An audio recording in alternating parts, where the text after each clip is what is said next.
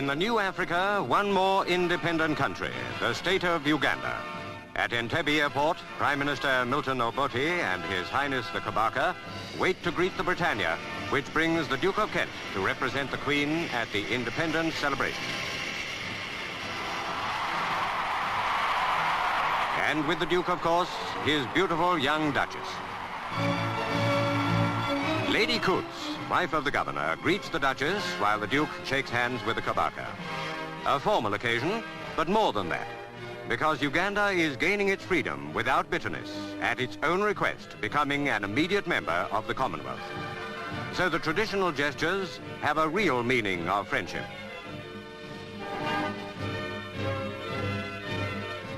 Government House at Entebbe, which for one more day is still the capital, is where the Duke and Duchess stay during their visit as guests of Governor Sir Walter Coutts and his wife. After tomorrow, Kampala is the capital. This afternoon, the crowds are gathering at Entebbe Harbour for one of the big events of the day, a canoe regatta. Canoes from all along the coast and islands of Lake Victoria take part. Victoria, the third largest lake in the world, and the other lakes and rivers that connect with it, are the lifeblood of Uganda and of the 28 tribes that make up its people.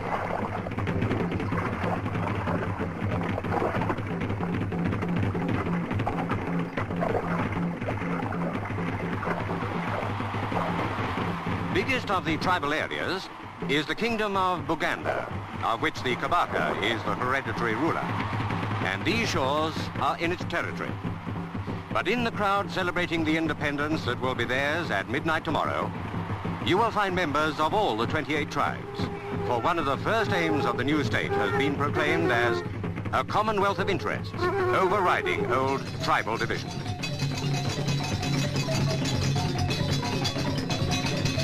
At Twikobi, the Kabaka's palace, His Highness is to give a cocktail party.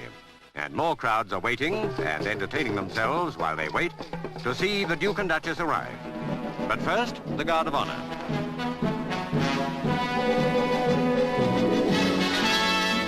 That salute, by the way, is a traditional sign of loyalty to the Kabaka by his followers. The Kabaka himself arrives, a ruler whose dynasty and kingdom were thriving long before the first European explorers came. The present Kabaka is His Highness Sir Edward William Frederick David Walungembe Mutebi Luangula Mutesa II, who now welcomes the Duke and Duchess.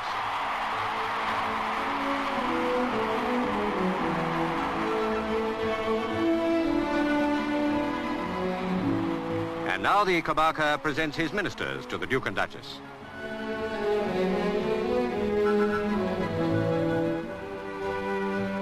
Even at a cocktail party, a certain amount of formality is inevitable.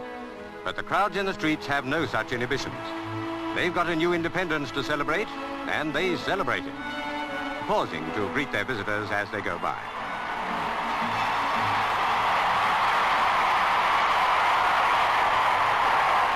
The British, too, can contribute their share of noise and colour to a celebration when they want to. And the Scots Guards do just that for the big independence tattoo in Kololo Stadium.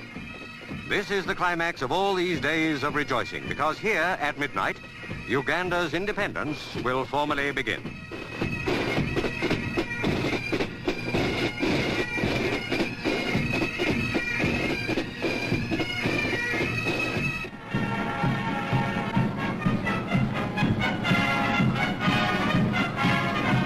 At midnight, Sergeant Major Sidney Small of Birmingham lowers the Union Jack that has flown in Uganda for nearly 70 years.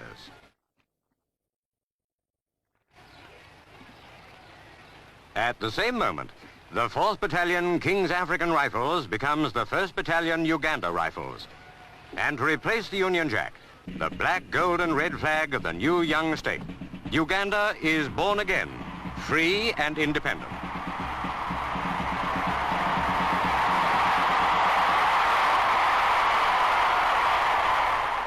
Next day is a public holiday, and by the time the Duke and Duchess return to the Kololo Stadium for the daylight celebrations, the Governor-General and the Prime Minister have been sworn in their new roles. the Duke of Kent speaks to the people of Uganda, bringing a message of goodwill and congratulations from his cousin, the Queen. Not in any sense a goodbye, for Uganda has asked to be and has been accepted as a full member of the Commonwealth, of which the Queen is head.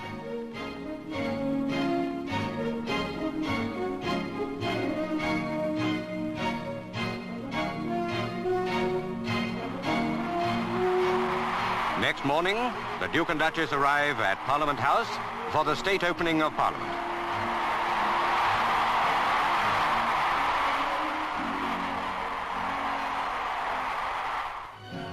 Uganda's first Legislative Council met 41 years ago and has grown larger and more representative ever since. From now on, its power is supreme. Good luck to a new country, a new member of the Commonwealth, a new member of the growing community of African peoples. Britain has come a long way with you and wishes you well.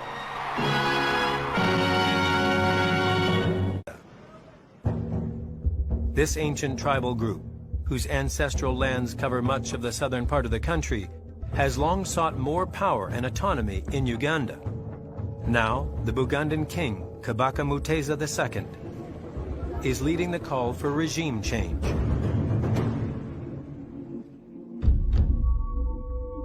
The Bugandans claim they have uncovered a criminal conspiracy implicating Obote and the man they see as his lackey, Idi Amin.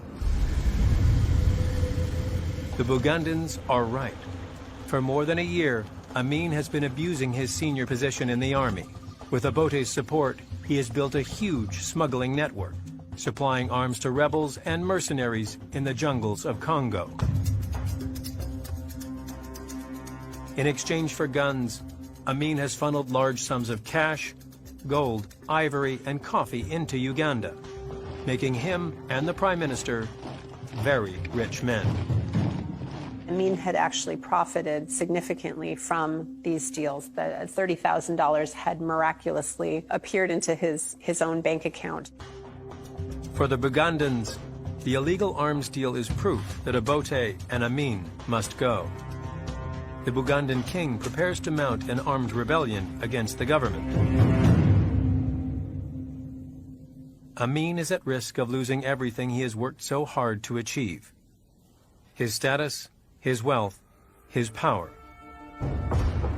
Obote and Amin respond quickly to the crisis. Amin orders his forces to surround the Bugandan palace in the capital city, Kampala. The next day, they attack and set the palace ablaze. Scores of rebels are killed, and the Bugandan king flees the country. With Amin's support, Obote uses the incident as an excuse to suspend the constitution and outlaw all remaining opposition parties. He's begun to transform Uganda's fledgling democracy into a dictatorship. Many Ugandans are appalled by Obote's power. The Kabaka's palace on the hilltop outside Kampala, and the battle began. The palace fell at dusk. The Kabaka apparently had escaped, either before or during the fighting. Next day, the palace was set on fire, but in the Buganda countryside, the flame of rebellion is reported to be burning equally fiercely.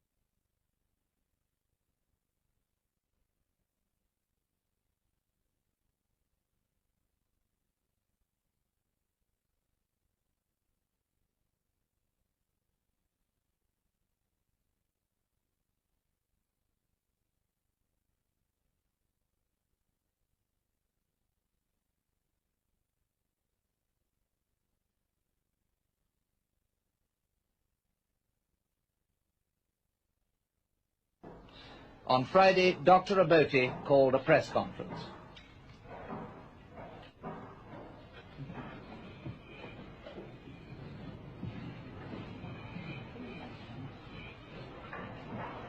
President, have you any news of the whereabouts of the Kabaka? First of all, may I intervene, Mr. President? If any of you would like to ask a question, could you give us your name and the member you represent or whatever organization you are representing? Sandy Gall, Independent Television News, London. Mr. President, have you any news of the whereabouts of the Kabaka? That question, I understand, has been asked already in the press and elsewhere, but I do not know why you should ask me that question now. But the most interesting thing is that the pressmen seem to think that the Kabaka has done nothing wrong, that it's only the government that has done wrong things. The Kabaka requested foreign troops in February without authority. The Kabaka organized a rebellion.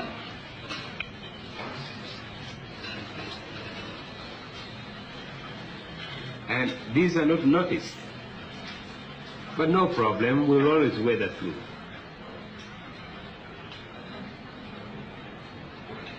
It's been said that you'd like to put an end to the Kabaka-ship.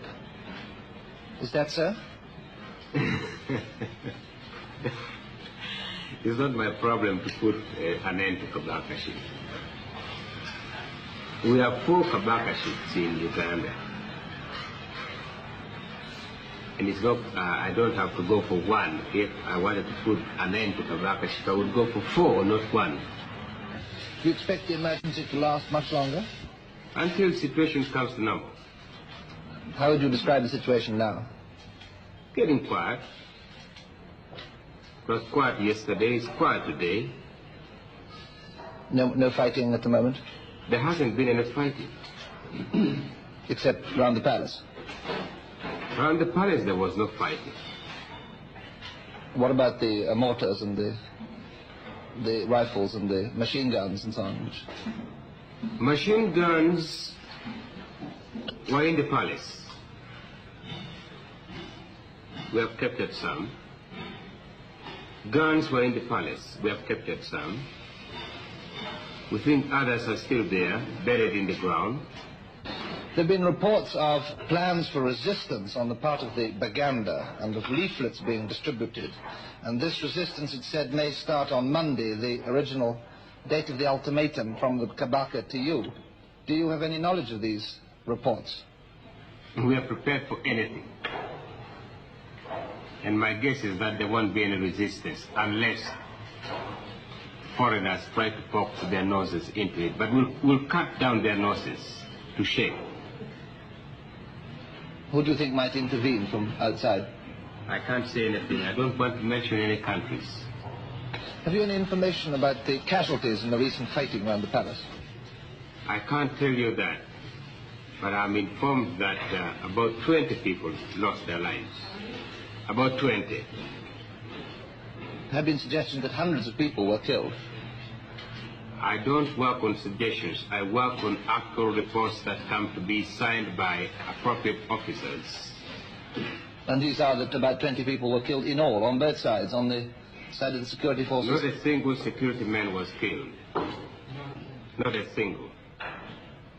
What about outside the palace, in the countryside? Another 20. That's 40 altogether.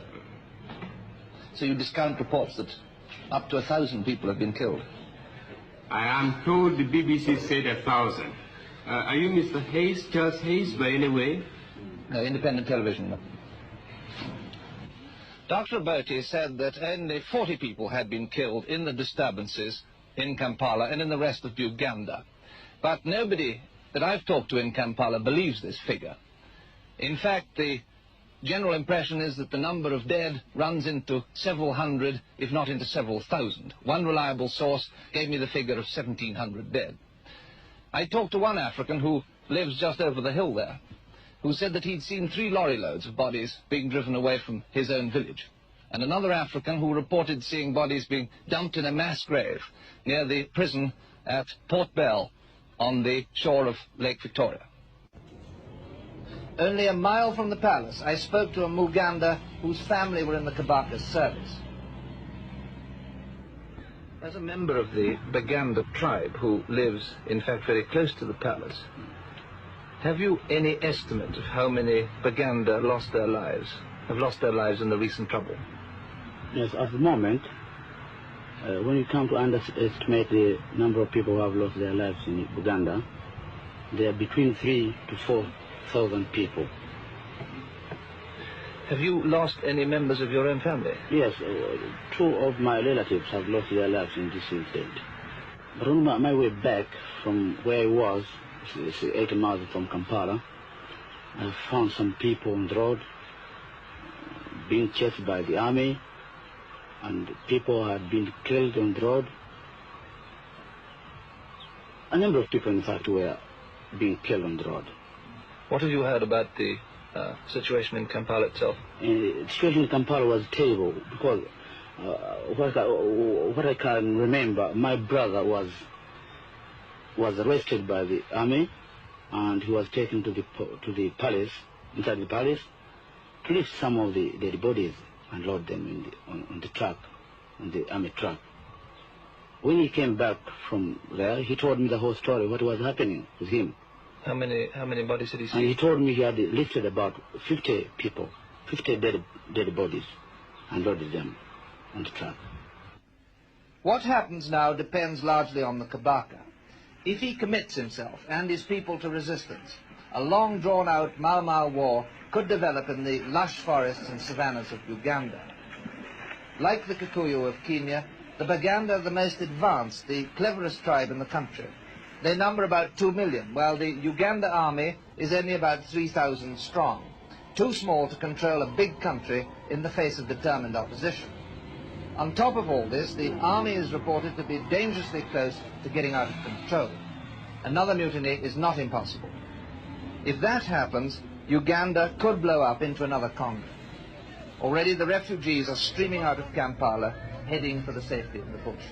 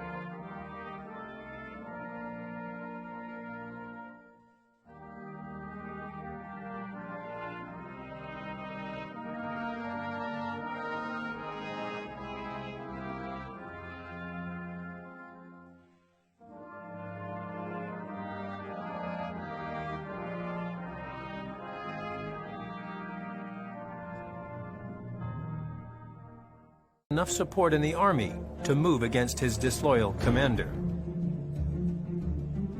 Obote plans to strip Idi Amin of his rank, his power, and even his freedom. On January 5th, the president leaves Uganda to attend the Commonwealth Conference in Singapore. While he is abroad, he gives orders for the immediate arrest of Idi Amin. Obote sent a message back to Uganda, to the military, saying that Amin should be arrested for subversion. But Obote has badly underestimated the army's loyalty to its commanding officer. Amin has spent years building up a force whose rank-and-file troops are more loyal to him than to the government. The message from Obote was actually intercepted by a lower-ranking soldier who was loyal to Amin, who then relayed the message on to Amin. He saw the writing on the wall. He knew that he was going to be eliminated. Amin counters Obote's move with the ultimate power play. With his army behind him, he stages a coup.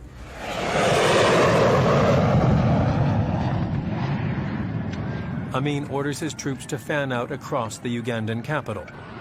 Tanks surround Obote's residence and block major roads. His forces engage in running gun battles with the few army units still loyal to Obote.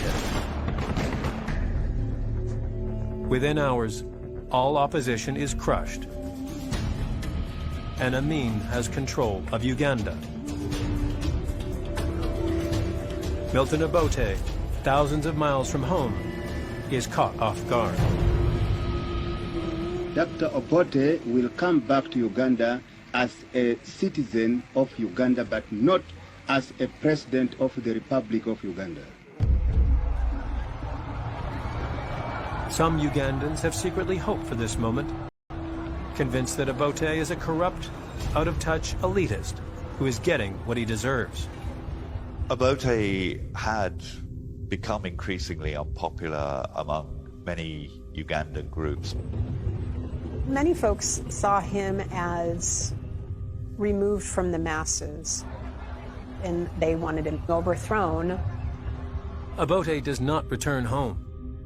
Instead, Amin forces him into exile in neighboring Tanzania. Amin has defeated his nemesis and taken power. But he faces a problem. Many Ugandans are deeply suspicious of this military commander who is now in charge of their country. Many people were on edge. They were very nervous about what was coming. Amin comes up with a shrewd political solution. To win the hearts of the people, he sets aside his aggressive tendencies and launches a nationwide charm offensive. When Amin came in, his first few weeks, we were just barnstorming tours across the country. Amin was a master strategist. He was very good at reading people, and he knew what they needed to hear and when. Amin assures the public that under his leadership, the promise of independence will finally be realized. Improved housing, better jobs, a brighter future. He talked a strong anti-colonial line. He talked the language of the African man taking over power over his own country and his own economy. He made all the right noises.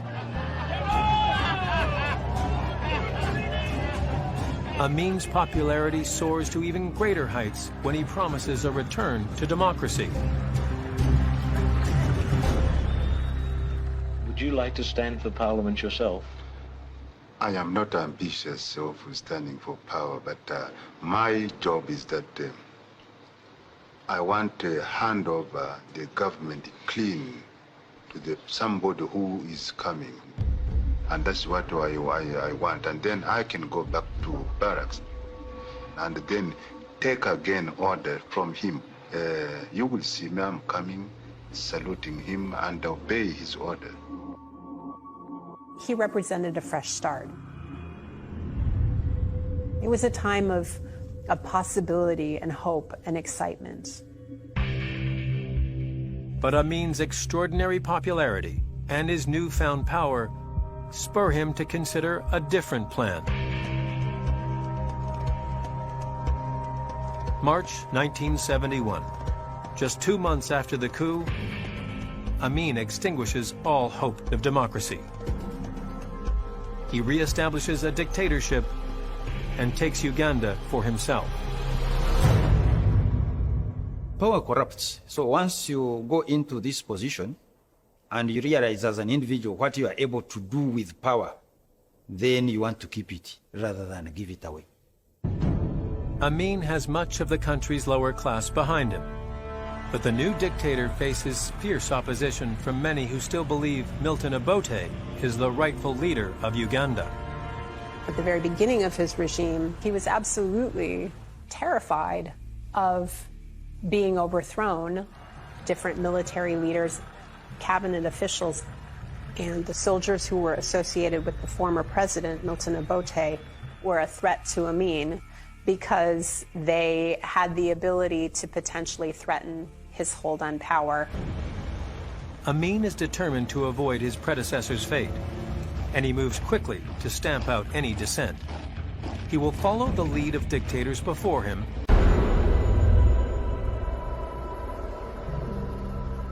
This morning, Tuesday, March 26, 1974, Amin Dada once again awakens out of a nightmare. Killers were trying to assassinate him at home during the night, and these killers were his own soldiers. Like Gaddafi and Stalin, he sleeps very little. For these paranoid men, night brings out their worst fears, especially for Amin Dada, who lives in an irrational world where the spirits of his dead enemies come to haunt him and are seeking revenge. In addition, there are fears that are all too real. 3 years ago, as an army general, he succeeded in overthrowing his predecessor by a coup d'etat. Now he himself is afraid of being overthrown. To maintain power and protect himself, he has unleashed a reign of terror throughout the country. Any dream of his deemed premonitory can result of hundreds of arrests and executions on the very same day. He was scared that something can happen to his life because how he was ruling. People were scared of him, and also he was scared of the people. Everyone is subjected to the repression, starting with his closest collaborators, who start to disappear one after the other.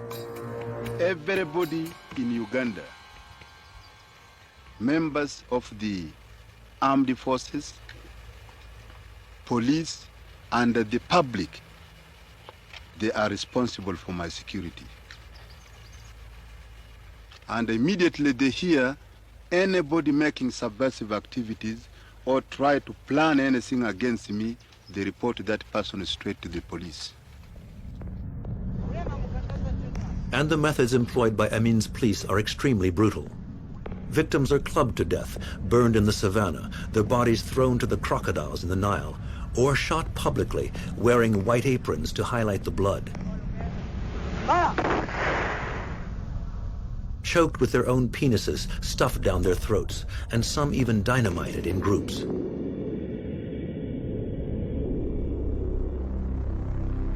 In 3 years, he has already had more than 150,000 Ugandans massacred. But unlike Stalin and Gaddafi, Amin personally participates in the repression. His home is situated only a few meters from the principal center of detention and torture. To enter without being seen, Amin has had a tunnel built.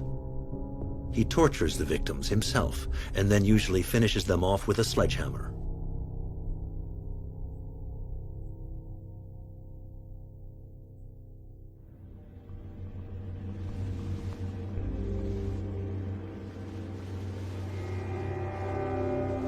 Amin is suspicious of everyone, and especially of his entourage.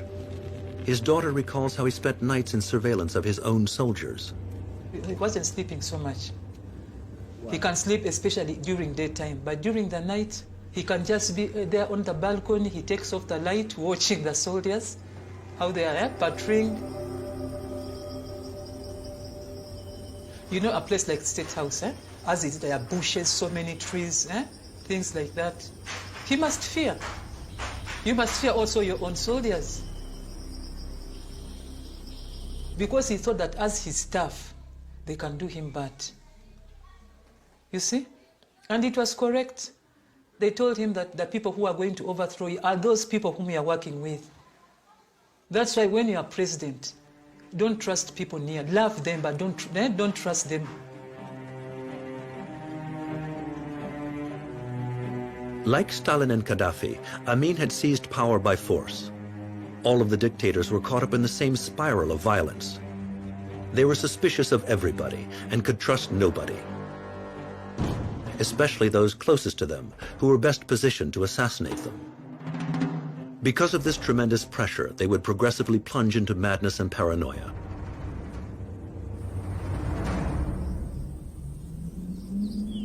He doesn't know it yet, but today Idi Amin has good reason to be afraid.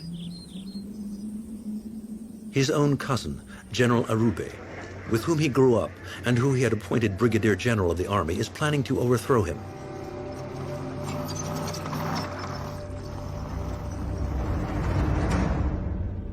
As he would later tell his son, Jafar Amin, he was about to live through the most difficult day of his reign. The issue of the push attempt by his very own tribe, the Kakwa, we are Kakwas, was the most painful situation for my father. Charles Arube was more or less a brother. As a cousin, he was very much a brother.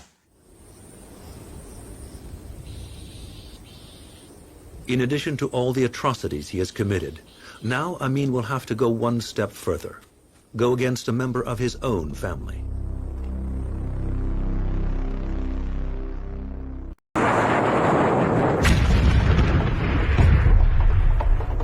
Amin's army, whose troops he can no longer afford to pay, loot and plunder their way across nearly 700 square miles of Tanzanian territory.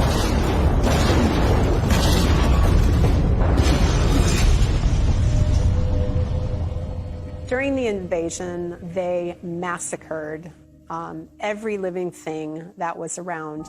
Reports suggest that it was complete and total destruction. Amin's gamble on a war with Tanzania seems to have paid off. He declares a great victory. But he has misjudged the will of his enemy and the strength of his own army.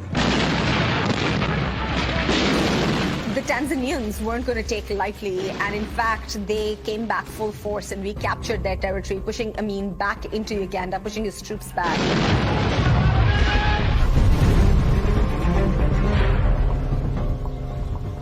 And so instead of fighting back, Amin's troops were very dilapidated by the end, a disorganized mess.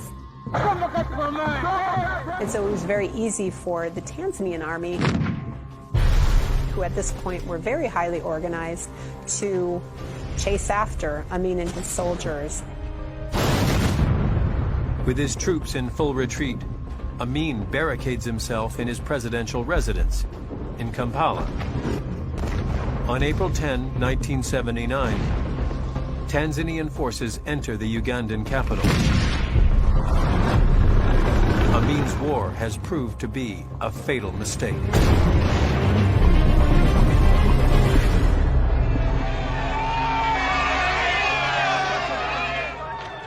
This entire episode, which stemmed from Amin realizing that he was losing control of his regime, led him to go on a misadventure and make a mistake. It was a huge misstep for Idi Amin because it led to the end.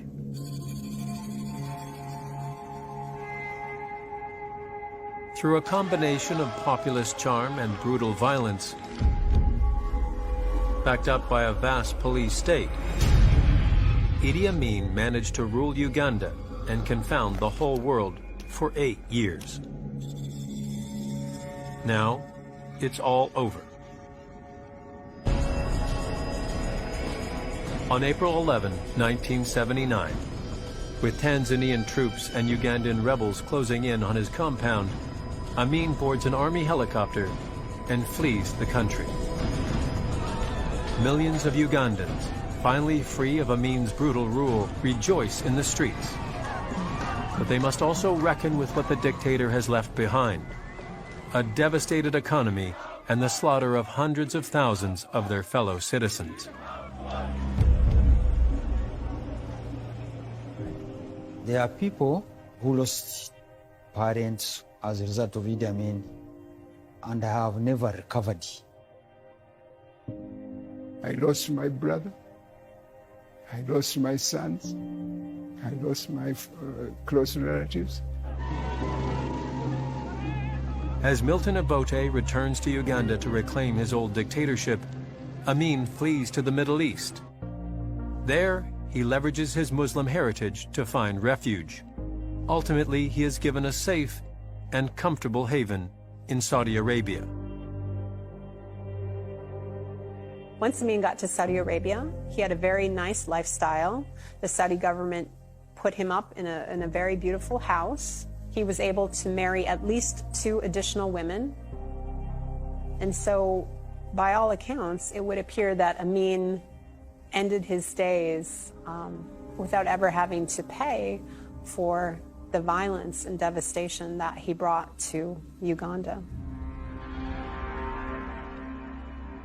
Amin lived a long life and never answered for his crimes, dying peacefully of kidney failure in 2003. But ever since his downfall in 1979, the culture of violence and militarism that he created in Uganda has continued. The country has seen periods of relative stability and peace, but Amin's successors have all resorted to similar tactics to intimidate and control their people. Every leader since Amin has relied upon military force to maintain power and to stifle dissent, largely because they have learned through Amin that violence is effective, violence works. The violence that was inculcated and supported by Amin's militarism is something that lives on as one of his most enduring legacies.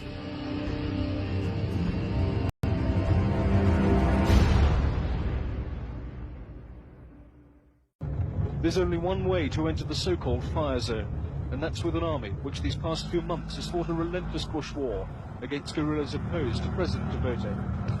They led the way as we crossed the Luwero district, only an hour from Kampala maybe, but at once we saw the first of many deserted and devastated villages now under army control. Settlements where no one is allowed to walk, let alone reclaim their homes. A mile further and the first of the few groups of refugees who are now living in army-controlled camps.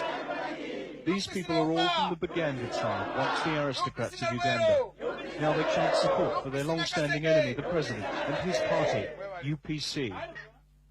They have no choice. A war made largely in their name has left them victims of a fierce campaign to stamp out insurrection in Uganda at large. Well, I leave it to my own countrymen and women. If they want a difficult time, they will support these lawless elements. If they want stability, if they want rehabilitation, if they want peace, if they want prosperity, I call upon them not to support such persons, but to report them immediately so that the security forces can deal with them and deal with them quickly. There are now 140,000 people living in government camps like this one, at Kapeka, deep in the bush north of Kampala. Homes made of banana leaves and straw. But once we found evidence of malnutrition and starvation that has become an epidemic this past year.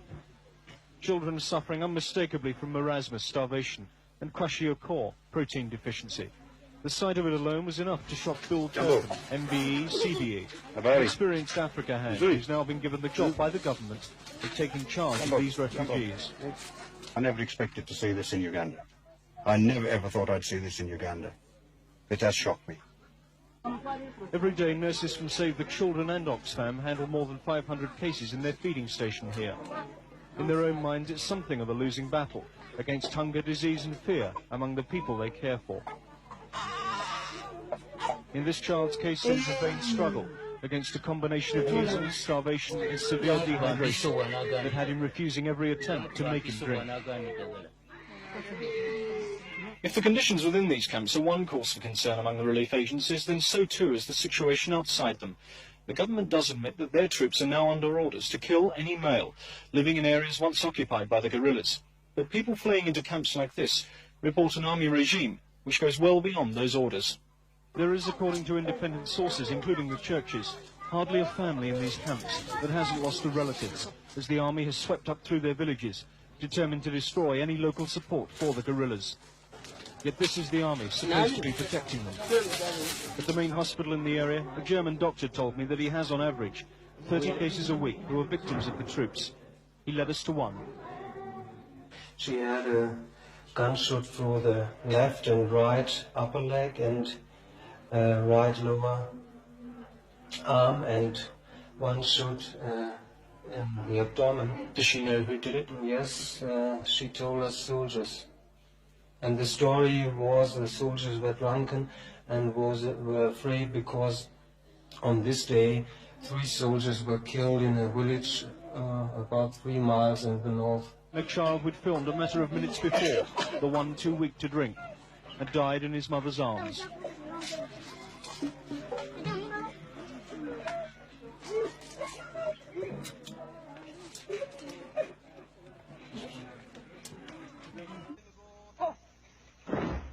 A makeshift parade ground in the heart of the Luero Triangle. The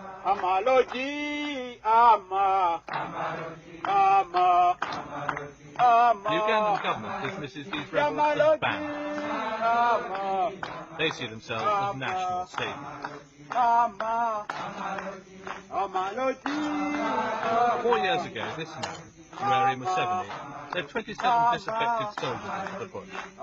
Today, his National Resistance Army numbers an estimated 6,000. The Ugandan army's fighting methods against his rebellion have brought it into the centre of a human rights controversy. And the rebels are convinced that their fight is a just one. What else can we do if you have got a government which has closed off all other channels of peaceful change? What else could we do except to surrender, to resign ourselves to slavery? And we couldn't do that as long as the people were willing. Because this is their own war. The people are actually the ones who urged us on to fight. If we do not have this support, we would never have started such a war. So it is to the people's benefit themselves.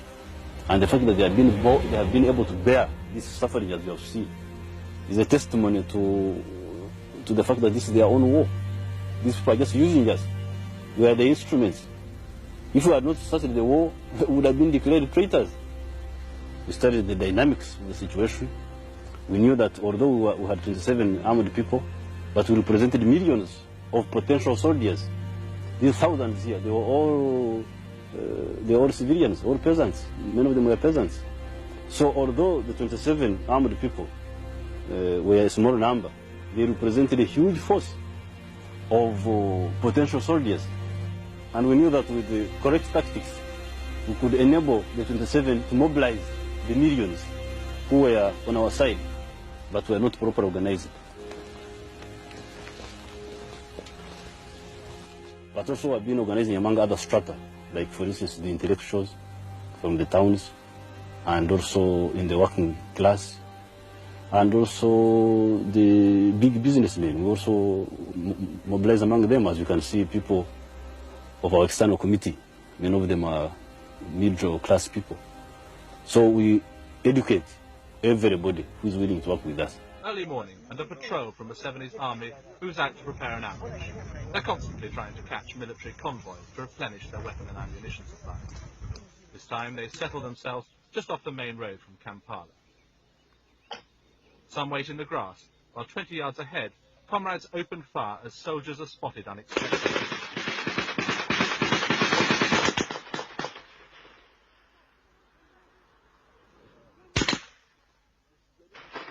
Smoke from a grenade rises. 2 government soldiers have stumbled into the ambush by accident, travelling along a track off the main road. The Ugandan government has always said that much of the evidence of fighting is fabricated. There's nothing fake about this man's fresh blood. Papers show that one of the soldiers had been given a day's leave to visit his sick child. The officer in charge explains that the 2 men had arrived while they were waiting for the convoy. He said they had to be killed because they might otherwise alert the army to the rebels' presence. Not quite the booty they'd hoped for, but the bodies are stripped of everything that might be useful before the patrol moves on. Shortage of supplies hampers the rebels more than any other single factor. They once had some from Libya, but those dried up 2 years ago. Colonel Gaddafi's conditions were too demanding. Now everything is plundered from the government forces. Lack of ammunition and proximity to the enemy means in training they simulate the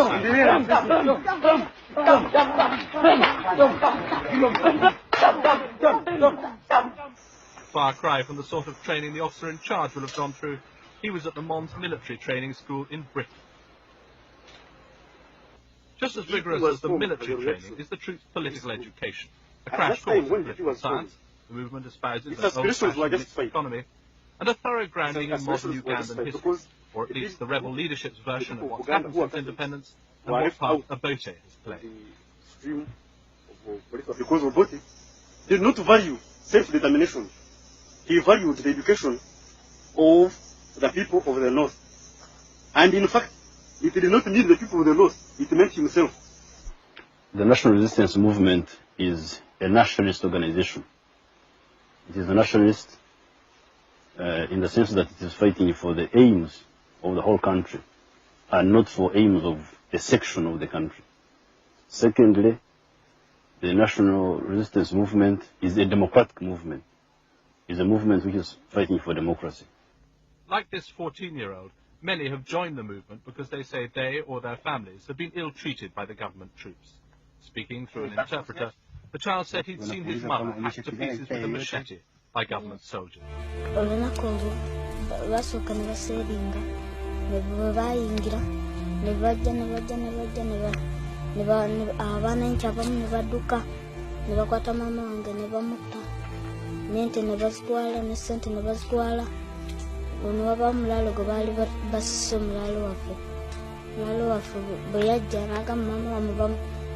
bamusonyiwa nebagamba gweddayo omulalo najja natulagirira mama waffe gyafiiridde netujja netumuziika ne taata. And there are a number of army deserters who claim to have been sickened by what they were ordered to do while they were serving in the army. We went on operation in Arua district, whereby an operation commander ordered the soldiers, the troops, to kill, smash everything they find in the operation area. Government troops in training. The authorities point out that they've been faced with the problem of rebuilding a disciplined and controllable army in the wake of the chaos left by Amin's fall. First, they had the help of a Commonwealth team, and there's still a small contingent of British troops training them now. But the people of the Luero Triangle say it isn't working. The rebels showed these skeletons as evidence of what the government forces have been doing. They said a village of civilians friendly to the rebels had been wiped out. The government claims that the atrocities are being committed by the rebels themselves, and the bones might just as well belong to their victims. And they dismiss as fabrication stories like those told by this priest. Himself bearing the scars of the attack, he said that in one incident troops had taken a 6-month child from its mother and pounded it to death with a pestle and mortar used for breaking up ground. Groundnuts, then started pounding. It is estimated to 15,000. 10,000 being killed or massacred, and 5,000, about 5,000 have died from disease.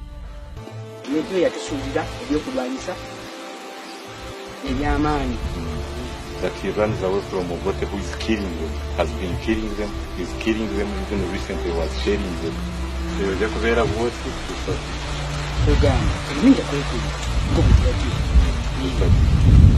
That he will be hiding until the war ends. The fighting has left one of Uganda's richest regions almost completely depopulated. once prosperous villages now lie deserted. This is prime country for growing coffee, Uganda's most important export. Now the beans hang unharvested on the trees, left for the rebels to pick at will. The few civilians that remain in the area live in fear, hidden deep in the bush. They survive off what little they can cull from this once heavily cultivated land. There has been a let-up in the killing in the last few months. The rebels say that's because there are so few left to kill. And they claim conditions now compare badly even to the Amin days.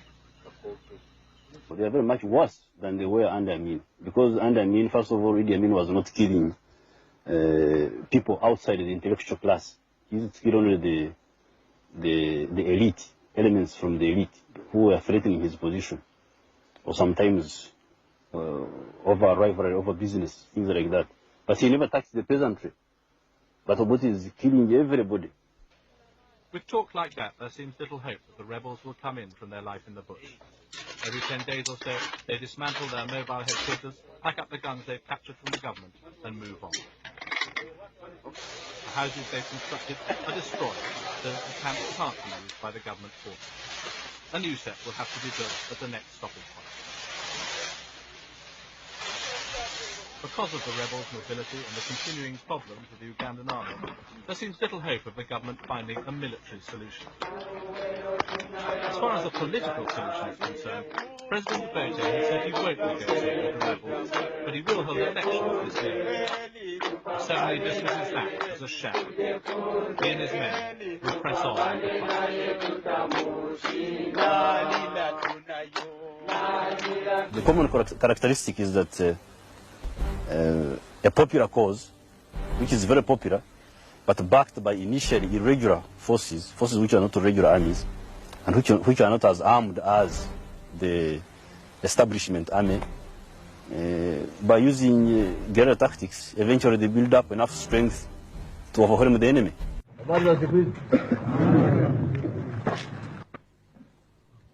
Ukiona mahali mtu hawezi kurudi nyuma.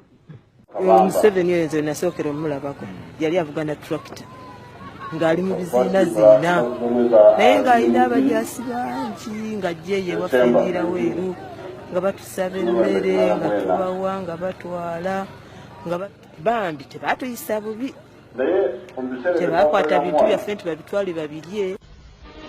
Head of State Major General Tito Okello, seen here on the left, the man he hosted, Dr. Obote, was a close ally of the former president for many years.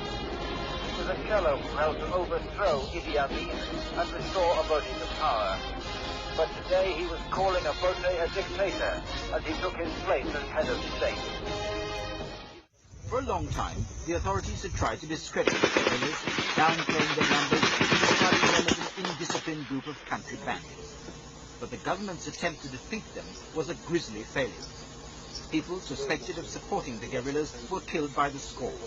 And under Obote, Uganda acquired an unenviable reputation for unbridled repression and murder.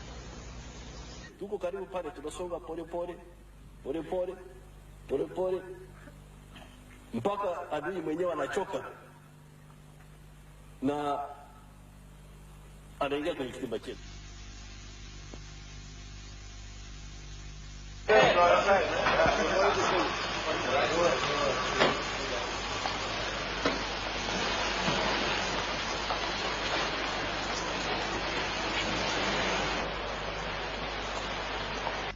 We are hopeful that the brotherly spirit that is being portrayed by Ugandans sitting round the table will result in a full resolution of this issue. These groups with whom we have already reached some understanding are in Uganda. They have put down their arms and they are cooperating fully and participating fully in the process of bringing about lasting peace in our country. The head of state and the chairman of the military council, General Tito Okello, has time and time again stated that all Ugandans are welcome back home. If we have any problems or any differences that need to be discussed. Let's get home, discuss them in a family atmosphere, and I know that by and large the name Uganda is associated with all the tragedy which has been unfolding in this land for the last many years. But today, you know, in Uganda we have a unique opportunity to begin a new era. In a field near Namalongi, the proof of the old era lies scattered in the brush. So far, the villagers say they've counted 7,008 skulls. For 4 years, a special forces unit under Robote had their barracks here, leaving behind its unique record of performance. What the government has done is to persuade some rebel groups who had fought against Robote to hand over their arms. They're not as strong as the NRA, but they now back the military council. Now they sing not for their cause, but for Uganda's as a whole. Whatever comes out of here, will go to the council. Andrew Kayira is one of those rebel leaders who joined the military council, but he did not give up his arms. For now, he's concentrating on meetings, but soon he feels he may have to make a choice. We may not have to take sides yet, till after some time. One thing that is making the situation difficult is are the reports of atrocities being committed by UNLA, the indiscipline in the UNLA. And that has been one of the items on the agenda today.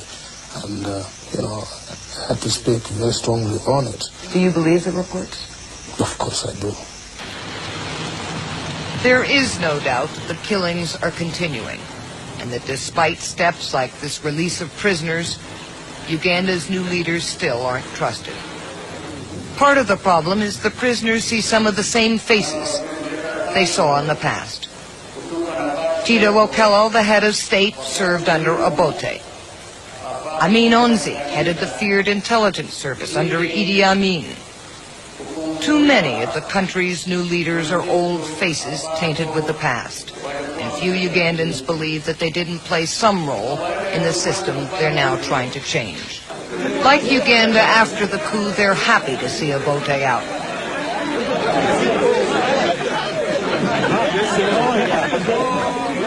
They're happy to have a little breather of freedom, but they can't quite believe that the new regime will bring peace. Well, at least in words and the deeds, they talk of change, that they have changed.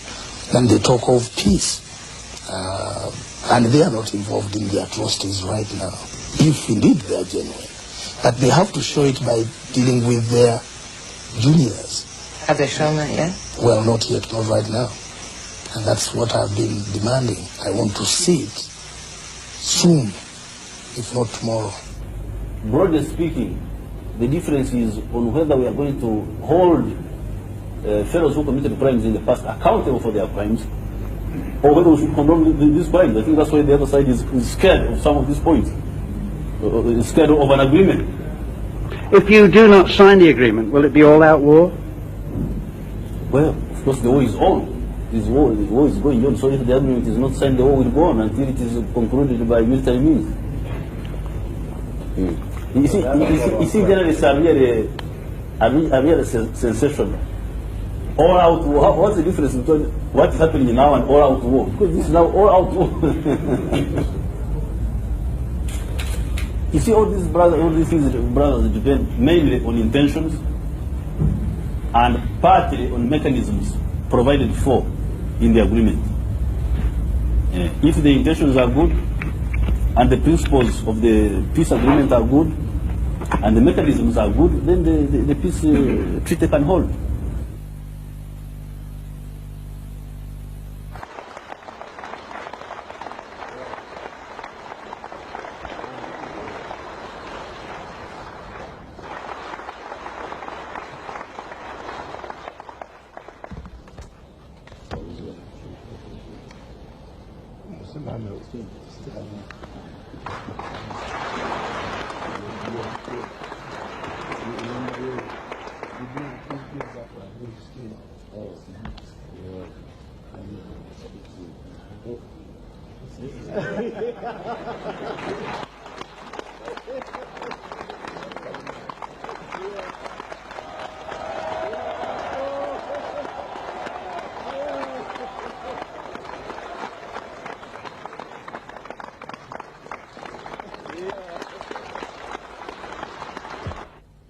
I want the world to understand this.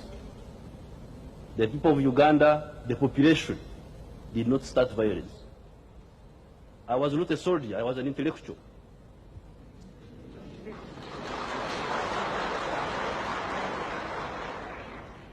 Why did I become a soldier? I became a soldier to defend myself and my people against state-inspired violence.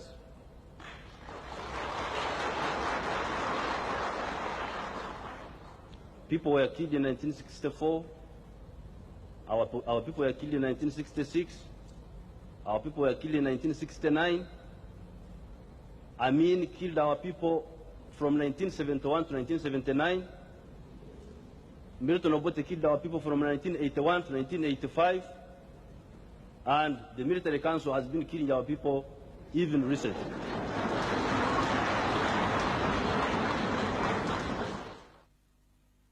Rebel forces in Uganda are said to be controlling most of the capital, Kampala, after 2 days of heavy fighting.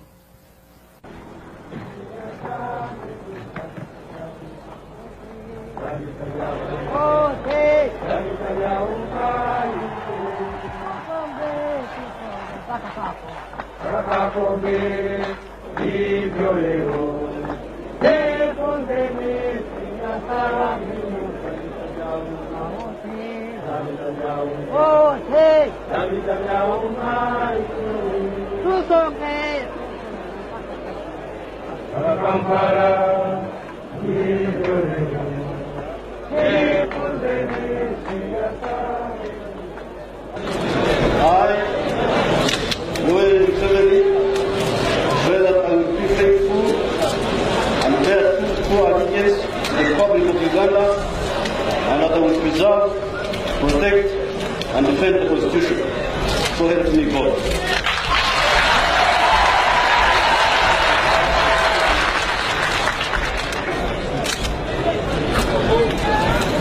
Nobody should think that what is happening today or what has been happening in the last few days is a mere change of guards.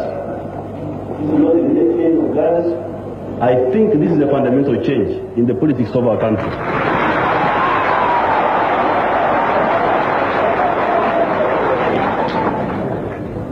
Because in Africa we have seen so much change that change has become meaningless. It's no longer change but mere turmoil.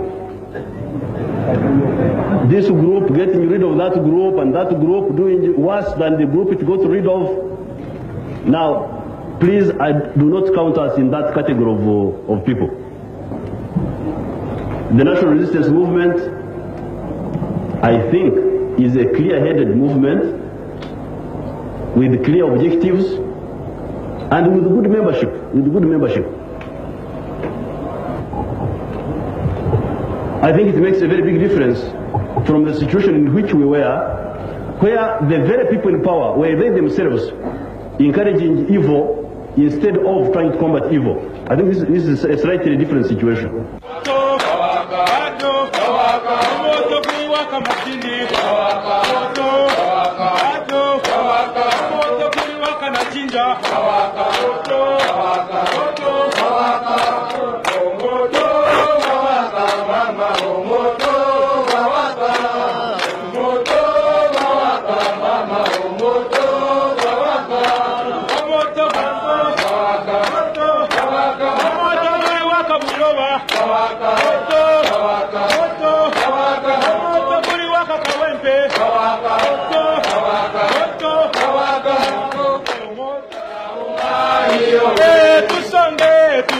Bakana jinja,